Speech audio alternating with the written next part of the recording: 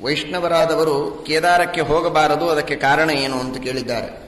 ರುದ್ರದೇವರು ವೈಷ್ಣವರಿಂದ ಅತ್ಯಂತ ಪೂಜ್ಯರಾದವರೇ. ವೈಷ್ಣವಾನಾಂ ಯಥಾಶಂಭು ಅಂತ ಭಾಗವತ ಹೇಳುತ್ತದೆ. ಎಲ್ಲ ಪುರಾಣಗಳಲ್ಲಿಯೂ ಪ್ರಾಯ ಈ ಮಾತು ಬರ್ತದೆ. ವೈಷ್ಣವರಿಗೆ ಅತ್ಯಂತ ಪೂಜ್ಯರು, ವೈಷ್ಣವರಲ್ಲಿ ಅಗ್ರಗಣ್ಯರು, ಮಾನ್ಯರು ಅಂತಂದ್ರೆ ವಾಯುದೇವರ ನಂತರದಲ್ಲಿ ರುದ್ರದೇವರು ಎಂಬಂತಹ ದೃಢವಾದ ಶ್ರದ್ಧೆ ವೈಷ್ಣವರಲ್ಲಿದೆ.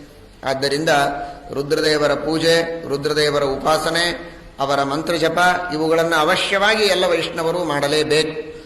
ಪ್ರಾಚೀನವಾಗಿರತಕ್ಕಂತಹ ಅನೇಕ ರುದ್ರದೇವರ ದೇವಸ್ಥಾನಗಳುಂಟು. ರಾಮೇಶ್ವರ ಅಥವಾ ವೃದ್ಧಾಚಲ, ಇಲ್ಲೆಲ್ಲ ಹೋಗಿ ರುದ್ರದೇವರ ದರ್ಶನವನ್ನು ಮಾಡಿಕೊಳ್ಳಬೇಕು. ಕೇದಾರಕ್ಕೆ ಮಾತ್ರ ಬ್ರಾಹ್ಮಣ ರೂಪದಲ್ಲಿ ರುದ್ರದೇವರು ಬಂದು ಭೀಮಸೇನ ದೇವರ ಜೊತೆಗೆ ವಾಗ್ವಿವಾದವನ್ನು ಮಾಡುತ್ತಾರೆ.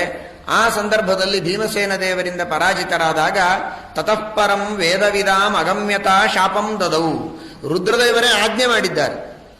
ಯಾವ ವೈಷ್ಣವರು ಕೂಡ ಇನ್ನೆಲ್ಲ ಕ್ಷೇತ್ರಗಳಲ್ಲಿ ನನ್ನ ದರ್ಶನ ಮಾಡಿಕೊಂಡರೂ ಕೇದಾರದಲ್ಲಿ ಮಾತ್ರ ನನ್ನ ದರ್ಶನ ಮಾಡಿಕೊಳ್ಳಬಾರದು ಅಂತ ರುದ್ರದೇವರದೇ ಆಜ್ಞೆ ಉಂಟು ಪುರಾಣದಲ್ಲಿ. ಆದ್ದರಿಂದ ವೈಷ್ಣವರು ಅಲ್ಲಿ ಹೋಗುವ ಪದ್ಧತಿ ಇಲ್ಲ. ಇಷ್ಟೇ ಹೊರತು ಬದರಿನಾರಾಯಣನಲ್ಲಿ ಮಾತ್ರ ಭಕ್ತಿಯನ್ನು ಮಾಡಿ ಕೇದಾರನಾಥನ ಮೇಲಿನ ದ್ವೇಷದಿಂದ ವೈಷ್ಣವರು ಅಲ್ಲಿ ಹೋಗುವುದಿಲ್ಲ ಅಂತ ತಿಳಿಯಬಾರದು. ಅದಕ್ಕೆ ನಾನು ಹಿನ್ನೆಲೆಯನ್ನು ಹೇಳಿದೆ. ರಾಮೇಶ್ವರಕ್ಕೆ ಹೋಗುವುದುಂಟು, ವೃದ್ಧಾಚಲಾದಿಗಳಿಗೆ ಹೋಗುವುದುಂಟು. ಅಲ್ಲೆಲ್ಲ ಹೋಗಿ ದರ್ಶನ ಮಾಡಿಕೊಂಡು ಬರಬೇಕು. ಭಕ್ತಿಯಿಂದ ರುದ್ರದೇವರ ಮತ್ತೆ ಅನುಗ್ರಹವನ್ನು ಪಡೆದುಕೊಳ್ಳಬೇಕು. ಆ ಒಂದು ಸ್ಥಾನಕ್ಕೆ ಮಾತ್ರ ಬರಬಾರದು ಅಂತ ರುದ್ರದೇವರೇ ಆಜ್ಞೆ ಕೊಟ್ಟಿದ್ದಾರೆ ಅನ್ನೋದಕ್ಕಾಗಿ ಹೋಗುವ ಪದ್ಧತಿ ಇಲ್ಲ ಅಷ್ಟೇ.